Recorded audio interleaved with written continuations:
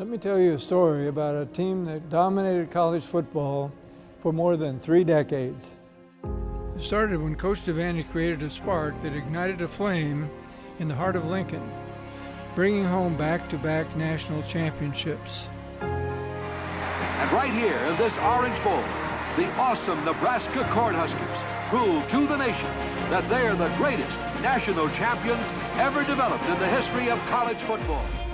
Coach Osborne turned that flame into an inferno, dominating the 90s, winning 3 national championships in 4 years.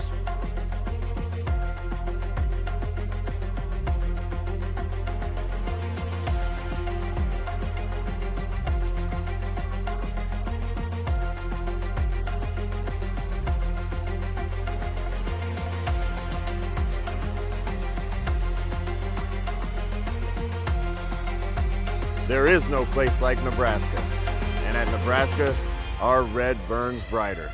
Oh, he could go! Wow! See you later! Diving touchdown, Nebraska! Davison on the deflection!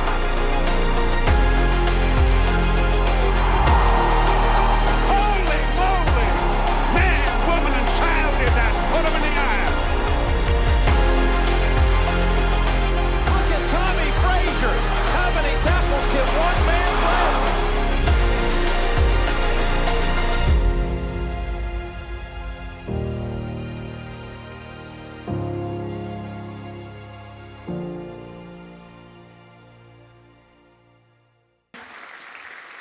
National champion college football quarterback, AP Coach of the Year, past, present, and future Nebraska Cornhusker legend, Coach Scott Frost. Thank you so much.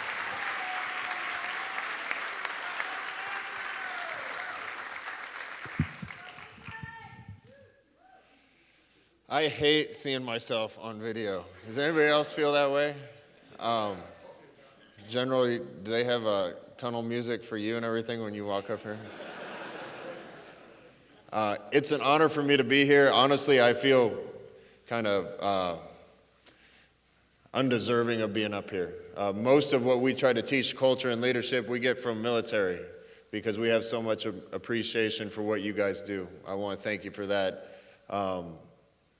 We try to learn from you, and I think there's so many parallels that can be drawn between the level of leadership and cooperation and teamwork that you guys need to what we need. The difference is when people make mistakes in what you do, people can get killed. When people make mistakes in what we do, we just lose games and I get fired eventually. Which sounds like a big deal to me, but it's not nearly as important as what all of you do. So thank you very much. I got to meet a wonderful person, Kathryn, and talk to her for a while.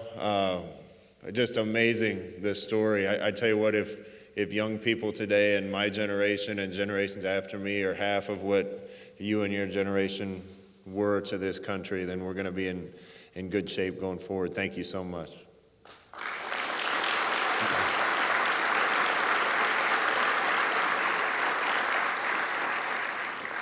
So I heard there's a seminar on leadership, right?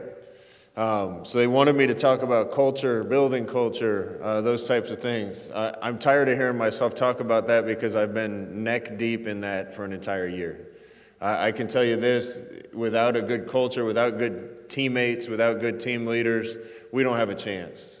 They say in football that the Jimmies and the Joes beat the X's and the O's. If you got good players, you're going to beat anybody no matter what their scheme is. But I'll tell you, it goes even deeper than that. Without good culture and without good teammates and team leaders, it doesn't matter how good of players we have. We're going to lose to teams that have it. If we have it, we're going to beat teams that don't. I'm sure the same is true with you guys. Like I said, we try to learn so much from how you guys operate and what you do. And I can share some of that with you today. When I got back to Lincoln, it was in bad shape. It'd be like a company or a platoon that just doesn't run well, that's underperforming. There was a lot of things that we thought we needed to get fixed. I don't have all the answers. Most of what I know and teach is simply what I've learned from other people. But I'll tell you some of the things that I've learned that I think are important as you're trying to go about that process. when I talk about leadership, I'll tell you this. I think any business, any organization, any football team, probably any unit, eventually they take on the qualities of their leader. There's no doubt about that to me. When there's a good leader in charge, everybody follows suit. The characteristics and even personal habits of the leader become the characteristics and personal habits of our entire team.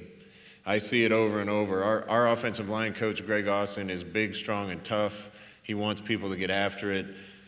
Our O-line is starting to get there. We have a linebacker coach named Barrett Ruud. Anybody know Rudy?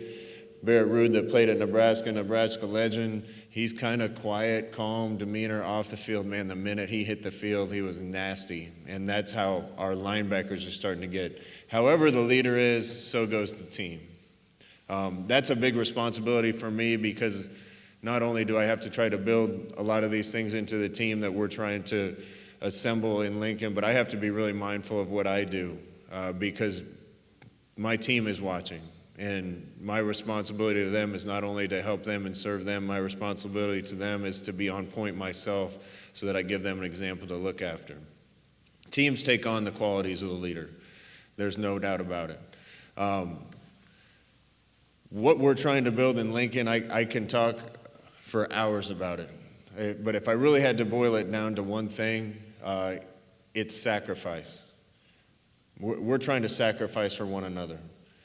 In this world, I think we're not like Kathryn's generation anymore. We're the generation of Twitter and social media and how many likes did I get for this and how many views did I get for that and how many people know what I did, how many people know what I accomplished. Look at me, look at me, look at me. What can you do for me?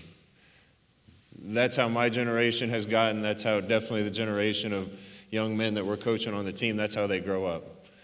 It's gotten to that point, and it's probably worse than it was when Kathryn was growing up. So teaching a team to sacrifice for one another is tough. I think it's even tougher now than when Coach Osborne was teaching it to us. But it really comes down to sacrifice. I'm going to talk about it a bunch of different ways. It's sacrifice. When you're part of something that's bigger than yourself, and when you care more about the thing that you're a part of than you do yourself, you've really gotten there as an individual and a team. Sacrifice is hard. Sacrifice is being selfless. It's putting other people's needs and the needs of the team ahead of your own.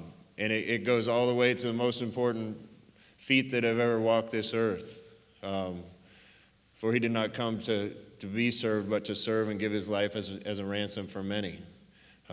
Sacrifice, giving of yourself for others. I want to stop and tell you a story real quick about sacrifice. Probably the best leader that I've ever been around for an extended period of time was Coach Osborne at the University of Nebraska. He's my hero. We were in a team meeting room just like this when I was a junior in college. It was 1996. And usually in these meetings, most of us would be asleep like some of you are going to be at the end of my speech. Because Coach Osborne would sit there with his clicker and play video for us. And we're watching offense and watching our practice and watching our practice and watching our practice. Then watching a videotape of the next opponent we're playing. And back then he used to make me audible based on the front. And if they're an over front, I check this. If they're under front, I check this. If the nose is on the right and the three techniques on the left, I check this. And it just ad nauseum, he would sit there and ask me questions. What are you going to check here, Scott? 34 trap and 11 base, coach. Good. What are you going to check here? 48 counter trap and 32 option, coach. Good. And I could do it in my sleep, honestly. And half the time I did because I was asleep in the auditorium. So one day in particular, we're sitting and watching all this video, and it was out of character for him, although he was always teaching us stuff, and we didn't really know it as a great leader. And he stopped the tape in the middle of our meeting, and he said, I want you all to take out a pen and a paper. So if you got a pen and a paper, take it out.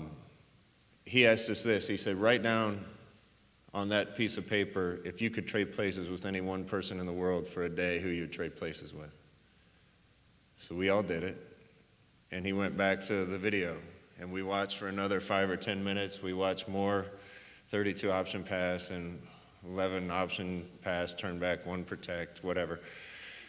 These are all plays from 97.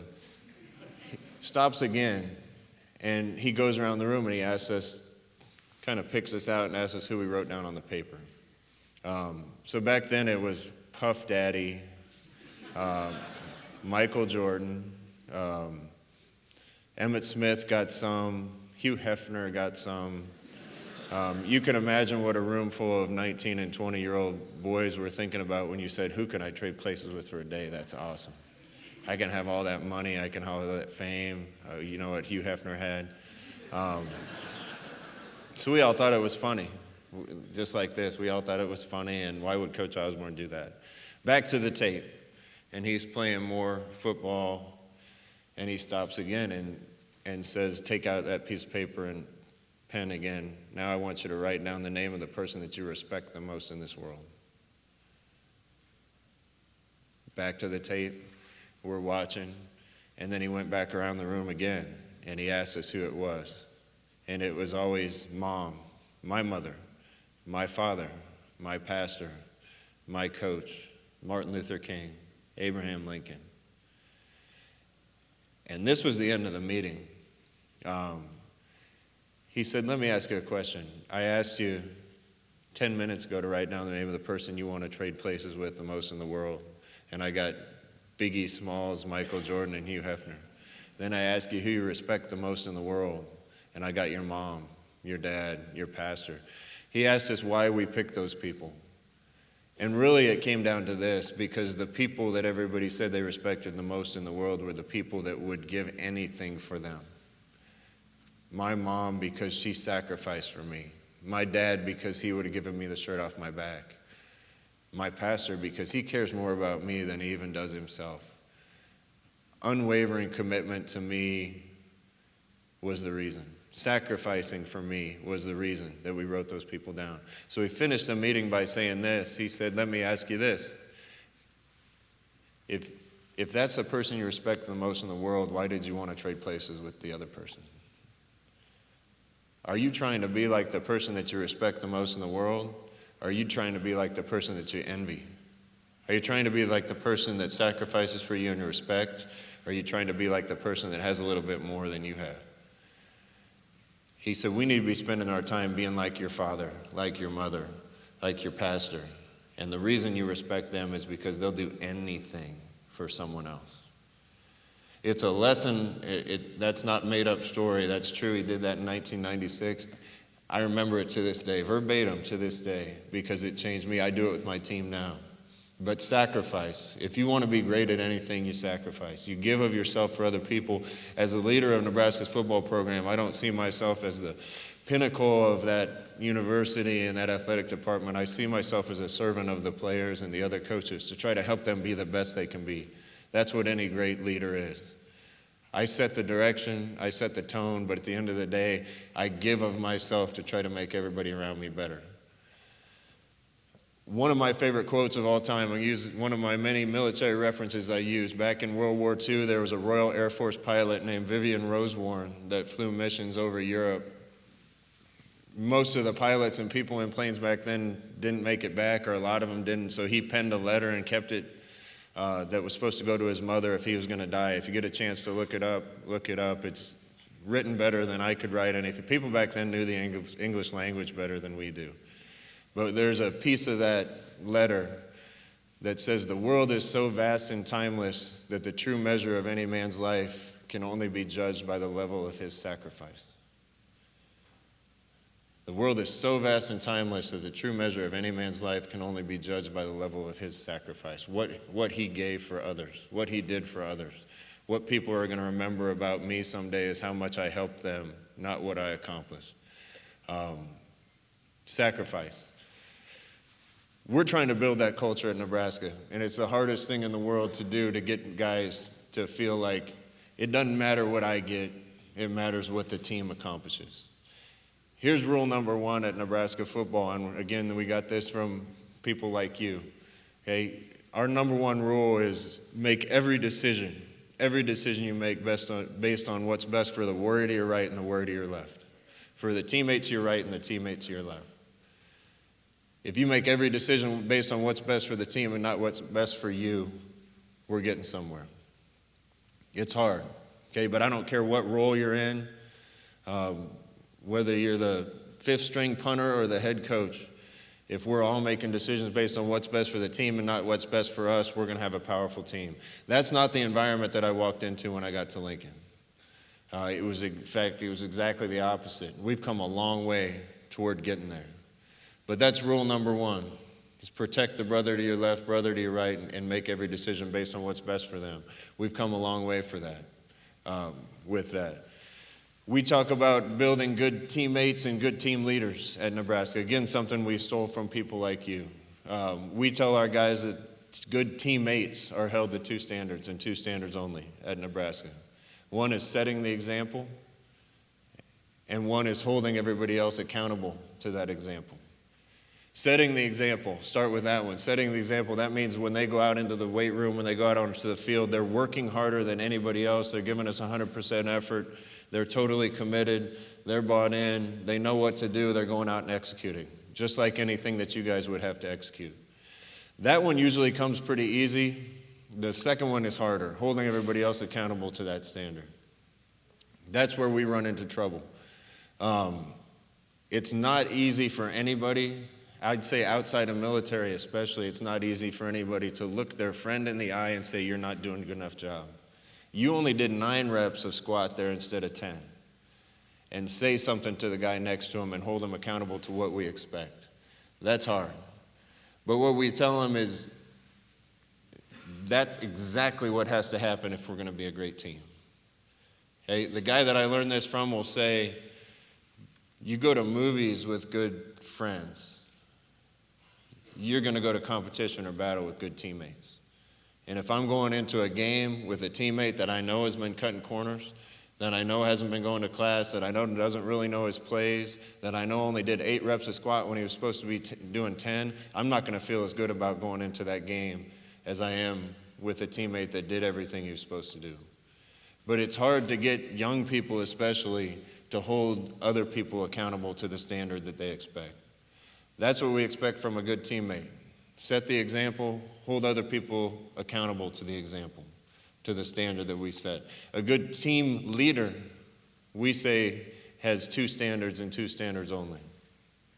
Number 1 is mission accomplishment, and number 2 is take care of your brothers, take care of your teammates.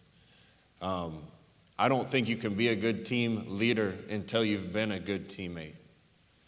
In the football environment, I'm sure in your environment too, unless I learn how to be a good teammate, unless I'm setting the example, unless I'm working harder than anybody else, unless I'm willing to stand up and say, hey, come on, man, we're not doing this good enough. Hey, you need to do this better. Hey, put your hand there. Hey, you need to kick slide better. Unless I'm willing to be a good teammate, I don't think you have an opportunity to be a good team leader. But good team leaders accomplish the mission, take care of your teammates. That's it. As a head coach, it's pretty easy and clearly defined with those being my 2 standards and 2 standards only. We're either going to win or we're going to lose, and I'm going to have my job or I'm not. It's mission accomplishment or mission failure.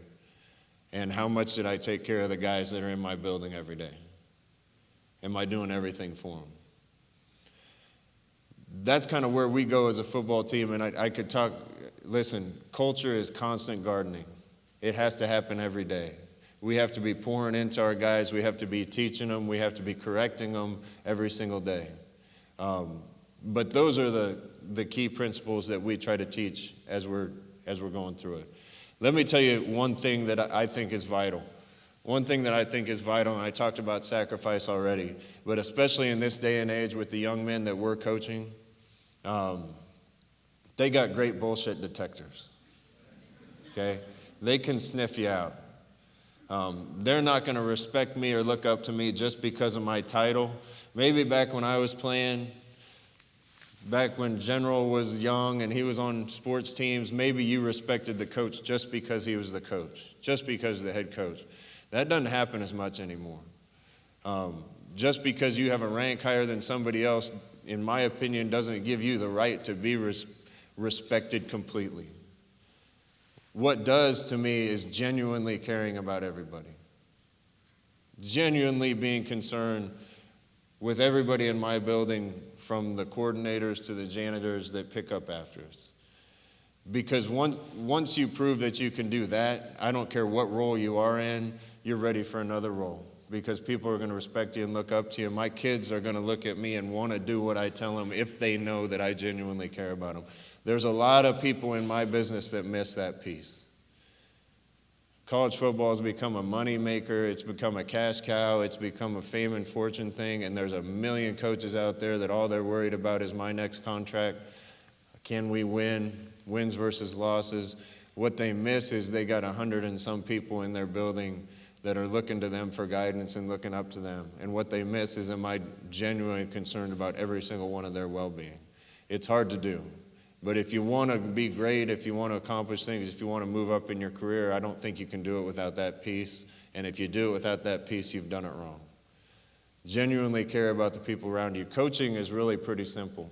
Coaching comes down to three things, in my opinion. One is make a connection with who you're trying to teach. And the best way to do that is actually genuinely care about them and their well-being. Number two is know what you're talking about. And number three is communicate it clearly to the people that you need to communicate it to. That's coaching. That probably has some parallels to what you guys need to do. Care about them. That's what a lot of people miss. Going back to the sacrifice thing that I'm talking about. Listen, you can accomplish a lot of things in life, but if you've never given yourself to others, you're wasting it. Care about the people around you. Do things for them. Help them. Be the best you can be. That's the best way to go up in this world, is by going down, is by seeing yourself as a servant of others. We're building a culture there. It's fun to watch. It's hard work. It's heavy lifting. My staff and I took over a program in Florida 3 years ago that was 0-12, completely broken. 2 years later, we were undefeated. It was a fun turnaround. It was a lot of hard work. We took over a program in Nebraska I think was honestly just as broken, even though it was 4-8. And it's been just as challenging and just as exciting and exhilarating to try to get it turned around. We can't do it unless we have good team leaders and good teammates. Two more things I want to add as we're trying to build this that I think are relevant to maybe what you guys want to hear. Number one is this. As the leader of our organization, as a leader of our football program, I learned this from military people as well. I need to look for as many opportunities as I can to empower the people that are in my building. I need to empower the players. I need to empower my coaches. I need to give them opportunities to lead, to have responsibility. I learned this through watching a military group that works with our football team. When I was at Oregon 6 years ago, sometimes we'd have good practices, sometimes we had bad practices. We had some freak guys that could play football. We had Marcus Mariota, who won the Heisman, and DeAnthony Thomas, who's the fastest thing I've ever seen in cleats. And we had a really good team. We went to the national championship game that year. And my idea of coaching them was this. There was a few times we'd have a bad practice offensively. I'd start to get frustrated because we're not operating like I expected up to my standards. So I'd step into the offensive huddle and either encourage or yell at the guys in the offensive huddle. Come on, guys, let's go. We're going to get our ass beat if we do this. Let's go. It needs to be better than this. You know how much that did? Absolutely nothing. It didn't. Then these military guys came and worked with our football program, and when they gave our team a task, it was different. And I noticed it right away. It was different. They came and made us do kind of simulated military things, and it was a log pull thing where three guys had to pick it up, do so many lifts, run it 20 yards, hand it off. It could never touch the ground. Only 3 sets of hands could be on it all the time, whatever. You guys know more about that than I do. They identified a leader for that, right? And then he gave the leader the instructions, and the leader went and told everybody else. And if the team failed, he didn't go into the huddle and yell at the whole team. He brought the leader over, and the leader heard about it. I learned that as a football coach, how vital that is. From then on, if the offense wasn't playing well, I didn't go into the huddle and address the whole offense. I went into the huddle and addressed Marcus Mariota. He won the Heisman. And sometimes he knew it was coming, sometimes he didn't. Sometimes we had a little thing going. But when I ripped Marcus or encouraged Marcus or taught Marcus or gave instruction to Marcus in front of everybody else, they wanted to, they were laid down in traffic for him. And that made a huge difference in practice. So I learned right away, you guys know about horizontal leadership, but we learned how many opportunities do we have to empower people, to give them an opportunity to be in charge of something. And we learned to start small. With some of our young guys, we maybe put them in charge with keeping their part of the locker room clean. And if that's not clean, it's on them, it's not on everybody. Some of the guys are in charge of making sure the bus is cleaned up when we get off of it. Some of the guys are in charge of making sure everybody's at practice on time. You guys probably know this. I'm probably telling you something that you guys already know, but the minute we started doing that, we started to encourage guys and give them opportunities to lead. And as a leader, I think it's important to hand off that power to other people and give them opportunities and put them in situations where they're in charge of things and they start to feel empowered and they feel like they're part of the team. Completely top-down leadership doesn't work in football programs to me, as well as horizontal leadership where I'm stepping back, giving opportunities for other people to lead, backing off, and letting them either sink or swim on their own, and then trying to teach them on the back end. That's been an important part to the leadership and the culture that we're trying to build. Last thing I want to say, and then I'm going to take some questions. I'm going to go back to some Coach Osborne wisdom for you. Does everybody know who Coach Osborne is, by the way? Okay. I'll go back to when I was at Oregon. When I was at Oregon, I don't say this because of ego. I'm just trying to tell the story. I started to get some head coaching offers about my third or fourth year during my time at my 7 years at Oregon. Every time I would get one, I would lean on the people that I trusted the most to try to make a decision. Coach Osborne was always one of those people. So I remember specifically, it was the fourth year after I'd been at Oregon 4 years. And I think you have to walk a fine line as you're trying to move up in life. As you're trying to get promoted, as you're trying to get the next best job, I think you have to walk a fine line between wisdom and motivation. As you're trying to be smart to take your next steps in life, and as you're driven to accomplish things, I think you have to walk a fine balance there. I called Coach Osborne when I got offered one of these jobs, and these words have stuck with me. He listened to me talk about what had been offered me. He listened to maybe what I thought about, because I talk too much. He listened to me talk about the benefits of taking this head coaching job and maybe the benefits of staying at Oregon. And the benefits of moving up, the benefits of not moving up. Maybe the negatives of taking the job, the negatives of staying. And he listened to all of it in his quiet Coach Osborne voice. He goes, "Scott, I think maybe you just need to bloom where you've been planted." And I kind of skipped over it during that conversation, and after the conversation, I thought about it. The best way to get promoted and to move up, in my opinion, is to be the absolute best where you are right now in the role you are right now. Because people are going to recognize it. People are going to see it. If you're giving to other people in the role you're in right now, if you're kicking ass at the role you're in right now, the opportunities are going to come. And when they do come, you'll know the right time, and that's the time to move up. Some of these Coach Osborne wisdom things have always stuck with me, and that was one that was important. Because as a coach, if you take the wrong step, take the wrong job, and lose, it's over. And I've been blessed and lucky to have taken the right steps along the way. Bloom where you've been planted. If you want to be better, it's unbelievable in our business. When we get guys on our football team that buy into all this and sacrifice and become unselfish and just do the best they can in whatever role they're in and do the little things right, those guys end up being more successful than the guys that are focused on themselves all the time. I've been on a team with, just as an example, 2 tight ends. One was not very talented, probably ran a lot like General Hyten, maybe. Yeah. Great kid, did everything the right way. We had another one that was a freak. He could stand, I saw him do this. He stood in a swimming pool with the water up just over his belly button on the side of the pool, bent down in the pool and jumped and landed on the side of the pool. He was 6'6", ran 4.48. It's a freak.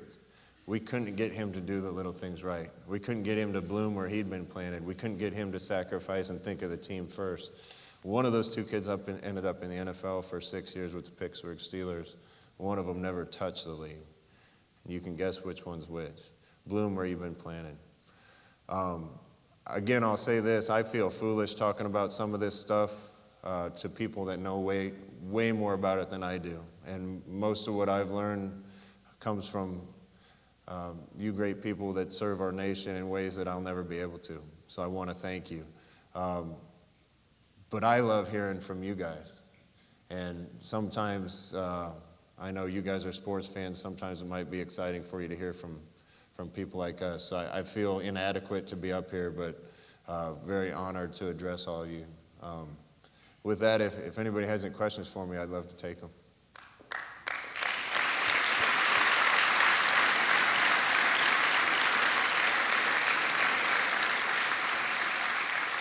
I got a feeling we'll have a couple takers.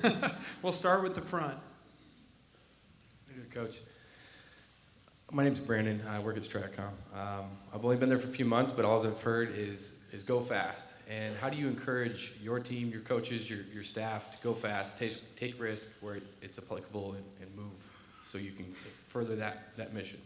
Going fast, man, that speaks to my heart because that's what our offense does, right? And I've been involved in this hurry-up, fast-paced, spread offense for a long time. I'll just talk to you a couple things that I think I've learned that have been important. Number one, fast is slow, and fast is smooth, and smooth is fast. You know that. You want to go fast, but you can't let your fast become frivolous. It can't just be going fast for the sake of going fast. It has to be fast and efficient.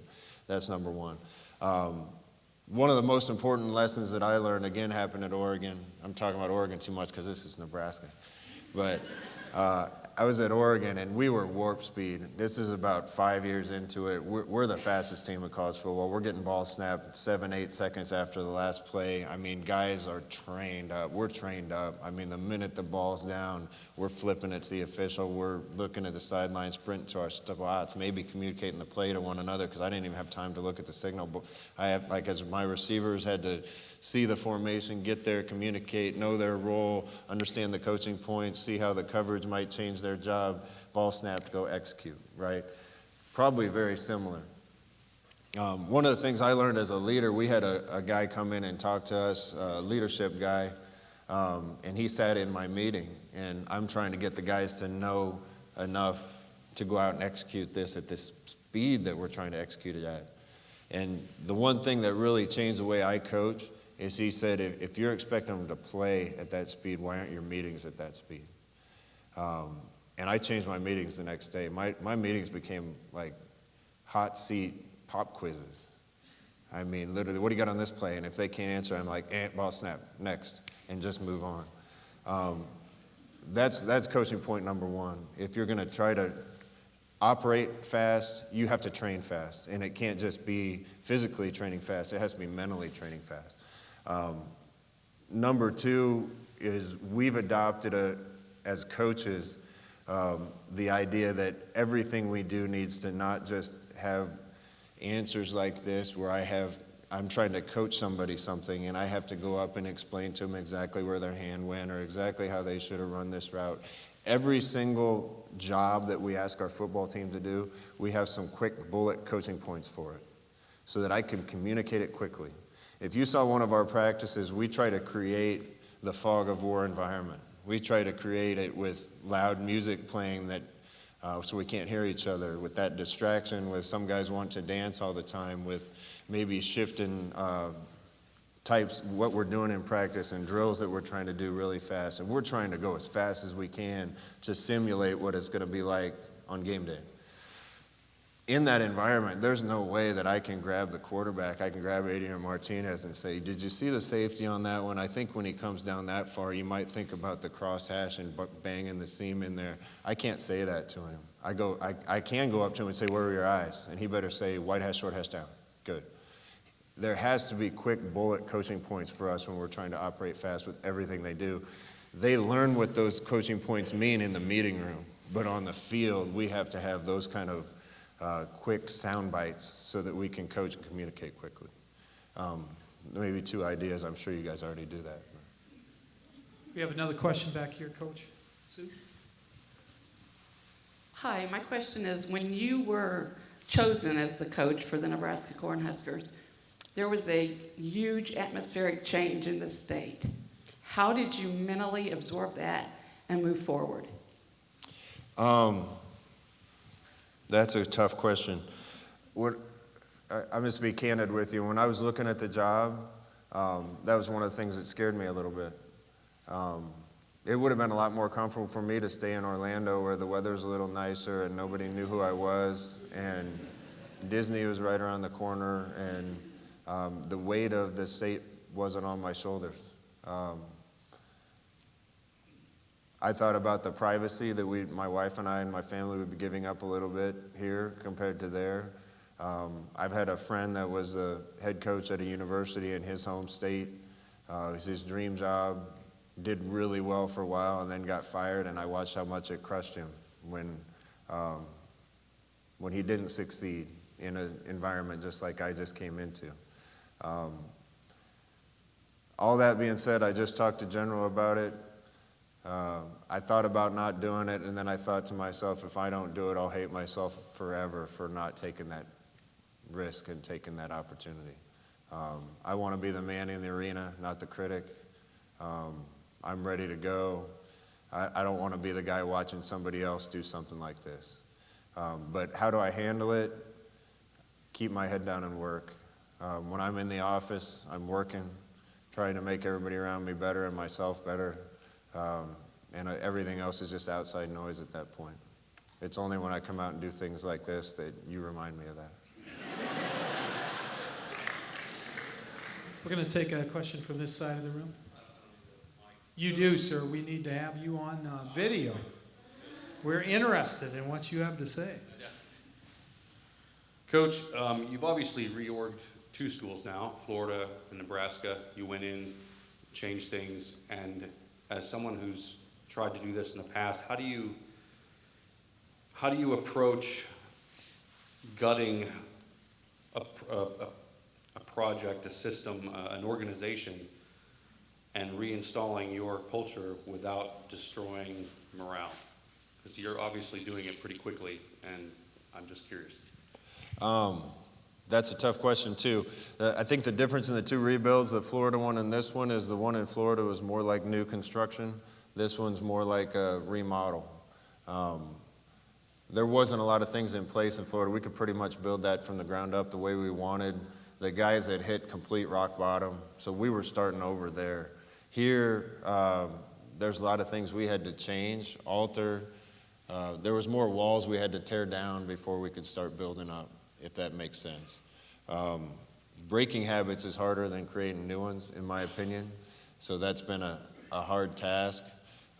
One of the things I'll tell you is that, listen, I'm a people-first guy. I care about every one of my guys. I want to see everybody succeed. I want to see everybody get their degree and not just get their degree, but have jobs afterwards. I want to see everybody succeed on the football field. As bad as I want that, it ain't going to happen. Unfortunately, while I was at Nebraska, we had 34 guys, I think, leave the program the first year, in my first year and a half in Nebraska. Some of them, a few of them we didn't want to see go. Some of them we had to make go. When you're trying to rebuild things, sometimes you have to make hard decisions. I kind of looked at it like we were going to do everything in our power to bend over backwards to try to get guys on board with us, to get guys to conform, to get guys to do some of the things that I've just been talking about that we want them to do. But there comes a point where there's a few guys that just wouldn't do it. They either wouldn't do it or they couldn't do it. At that point, as a leader, since I was in charge of 2 things, mission accomplishment and taking care of my team, we had to move on from them. And those are hard decisions to make.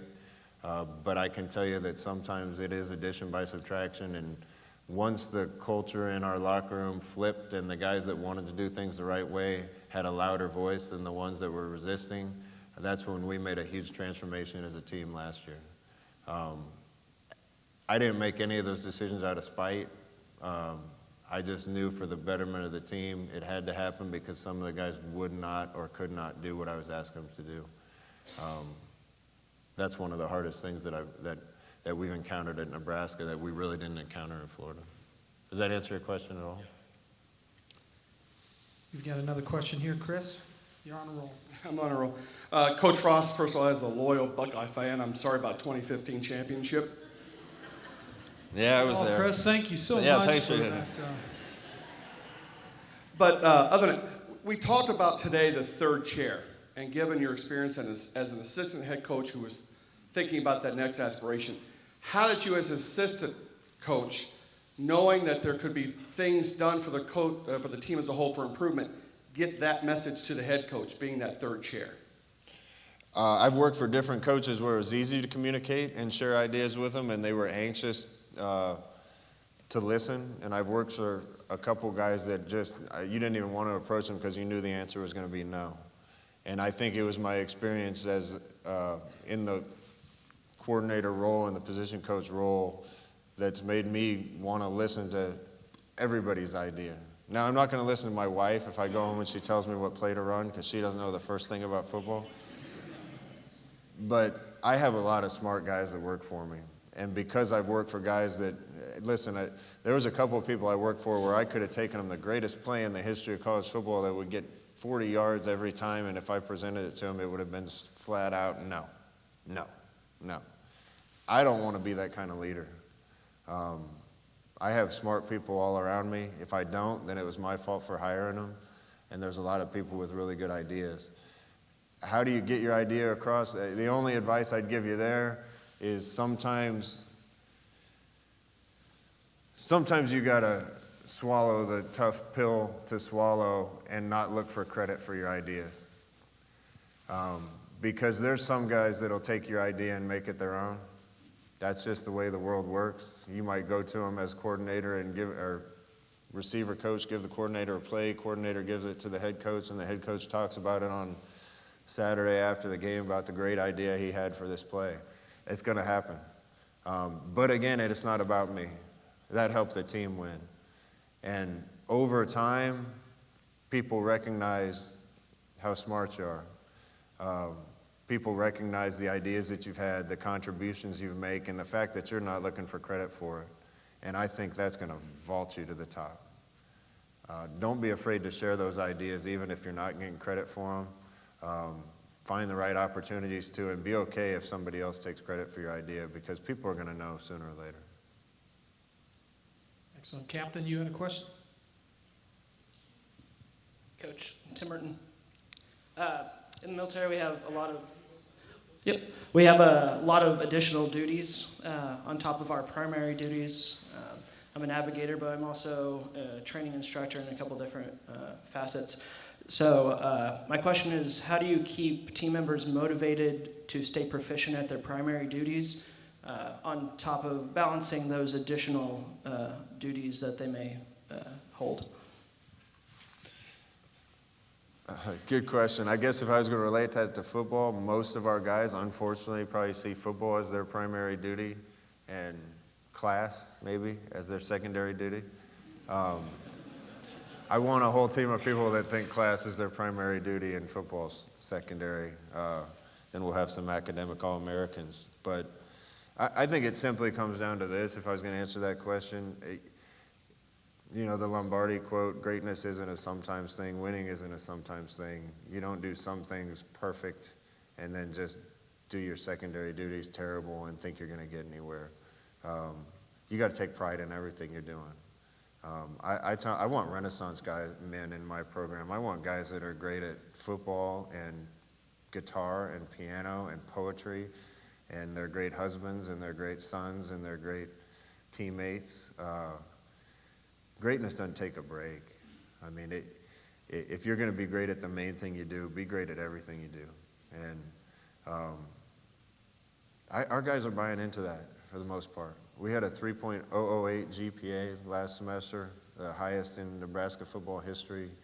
But again, it's amazing that once our guys started going to class, started turning, as crazy as that sounds, once they started turning papers in on time, once they showed up to things on time, the little things lead to the big things, right? And I'd tell you, I guess, put as much attention to detail into the secondary one as you do the primary one. Don't let anything slip. You're going to be better for it in the end.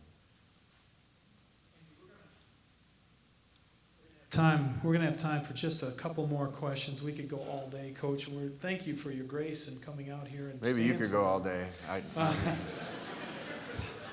We'll get you a chair. Here we go. Coach, I also want to say, as a football team, it's a lot like the military. There's a lot of turnover. Even as strong as a coach is, there's a lot of identity within that senior class. And so I was kind of wondering how you empower those freshmen and sophomores and red shirts to have that instilled teamwork instead of having a bunch of me guys brought up where it's all about me, me, me. How do you instill the sacrifice for those seniors that later on, those freshmen sacrifice those seniors later on and so forth? Yeah, I'm sure you guys have talked about this. We call it culture keepers. We actually take all of our freshmen and assign them an older guy that can help them and see them along. We haven't done that yet. We have a leadership council at Nebraska that goes back to when Coach Osborne was here. We haven't done that yet. We couldn't do a lot of those things yet because we didn't have a group of leaders that were ready to take on those responsibilities yet. We've been training that first. That has to happen first. But at the end of the day, again, it all goes back to sacrifice. I'm the senior quarterback, and we got a freshman quarterback in here. I'm the Heisman candidate. I'm the hero of the state. I can focus on me and not worry about if he's good 3 years from now or not. Or I can spend my time trying to help him. The first step in that is creating the guys that have bought into what you're talking about enough that they want to reach out and help everybody else. Football is probably it's competitive, probably a lot like the environment you're in. If I'm a safety and I'm helping the young safety, he might take reps from me. He might beat me out. But again, that all goes back to, are we part of something that's bigger than ourselves? Is the team more important? Am I making decisions based on what's best for the man to my left and the man to my right? Because if I am, going and helping the young guy makes a difference. When I was in college, Grant Wistrom and Jason Peter, we didn't get out of line for a second because those guys were going to be on us now.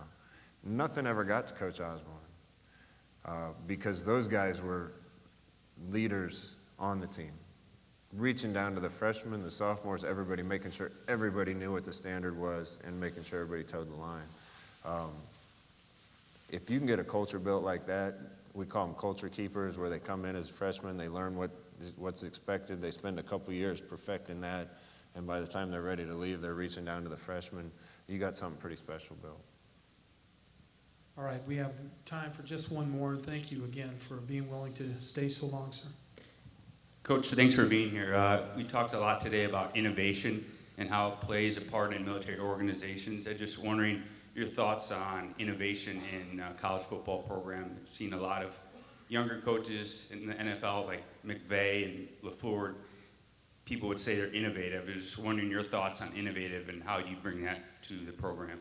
I'm going to try to draw a parallel again here. I'm just guessing.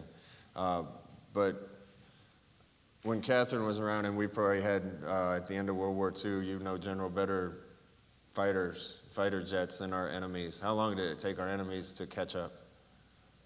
Not long. But nowadays, if we have something better than somebody else or technology better than somebody else, how long does it take? Does it? Okay, football's probably different than that.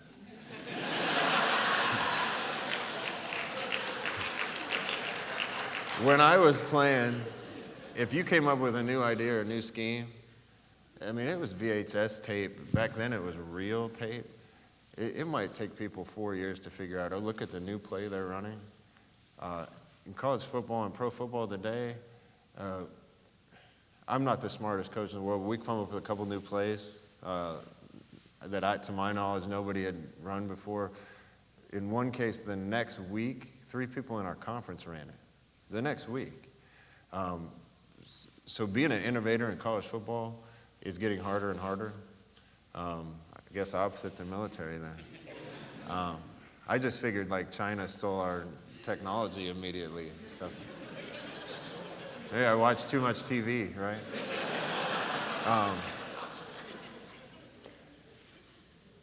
Only other thing I'd say is sometimes you look to the past. Every time you think you've come up with something new, it's already been done. Even what I was just talking about, somebody's probably done it at some point, maybe, maybe not. I think college football is it's circular. What was there comes back around. When I was at Oregon, we were running this spread stuff. We were one of the only schools in the whole country to do it. Now everybody's doing it. When I was at Nebraska running the option, everybody was trying to do that. Guess how many people are doing that now? Air Force and Navy. That's it. There's going to be a time where coming back to that gives you an advantage because you're unique. And I think innovation anymore is maybe not creating new, because at some point everything's been done. There's nothing new under the sun, right? I think maybe going back, if you're doing something different than everybody else, you're an innovator.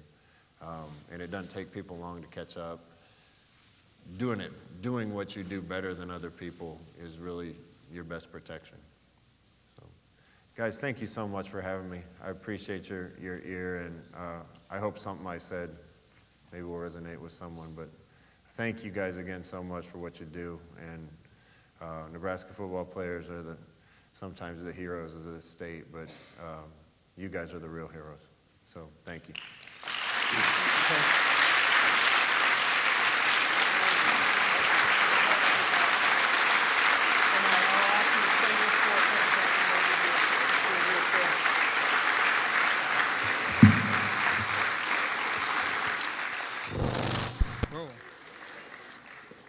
I think I was just transfigured. It was amazing. Coach, we don't know how to thank you. This was incredible, and if you have any doubt, you hit a complete home run with us and spoke to us in a place that we needed to hear it. And beyond football, you are a leader. If you were in the military, I have no doubt you would one day be a general. This was an incredible opportunity for us, and the parallels you drew are meaningful and will stay with us for a while. What I'd like to do at this time is bring up our commander, General John Hyten, and if you could, sir, you're going to present a token of appreciation to Coach Frost.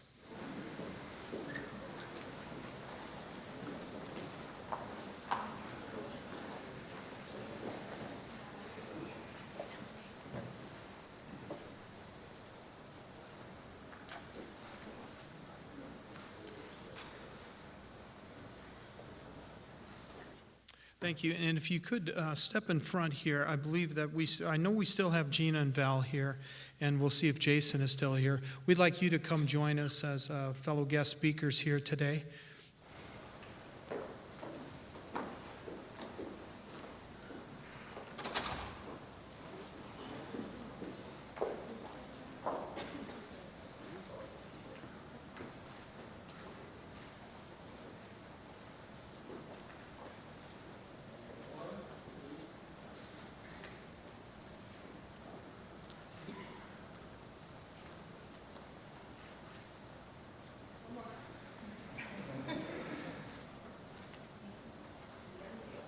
All right. One more. Also, Gina and Val, please, if you could come back. Where are our brave individuals who gave their elevator speeches earlier? Could you raise your hand and move toward the stage? Your bravery has earned you a photo with a couple of living legends up here, so come on up. Let's have a hand for those folks that gave those elevator speeches too. Come on up here. Thank you very much.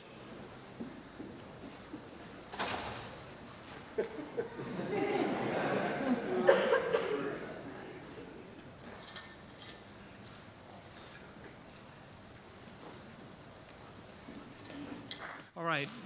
Last but not least, We'd like to have the conference planning committee members come up for a group photo. They just did an amazing job. This looks so seamless today. Conference members, make your way to the stage and let's do it on the double here.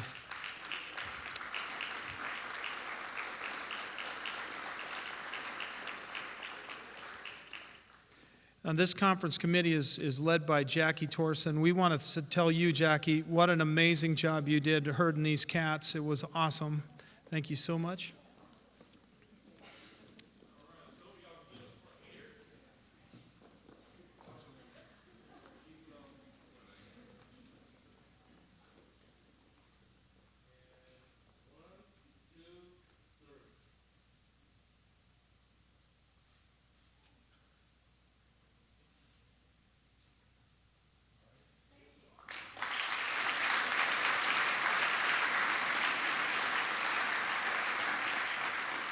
Thank you. Thank you, Coach. Thank you so much. Ladies and gentlemen, it is my great pleasure and privilege to present the Commander, United States Strategic Command, and our President's handpicked nominee for Vice Chairman, Joint Chiefs of Staff, General John Hyten.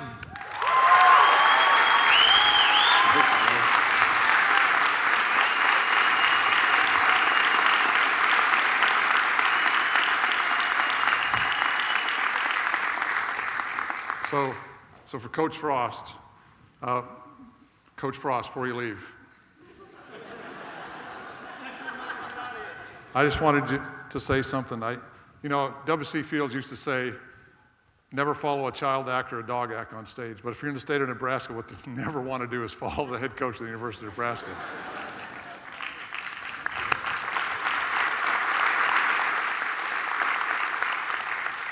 But I got to go to a practice. Laura and I got to go to a practice last fall. It was a Friday practice, kind of a run through. And when we got over there, the team was 0-5. I was kind of curious what I was going to find when I walked out on the field, and I looked at the team and watched what the team was doing on a Friday afternoon for an 0-5 football team in the state of Nebraska. That's pretty much unheard of. But when you walked on the field, the energy that you felt and the excitement that you felt and the belief that was in the system, you could already tell they were part of something special, that something really special is happening in Lincoln. And it is happening right now. And Coach, you're the leader that's doing it. Thanks very much.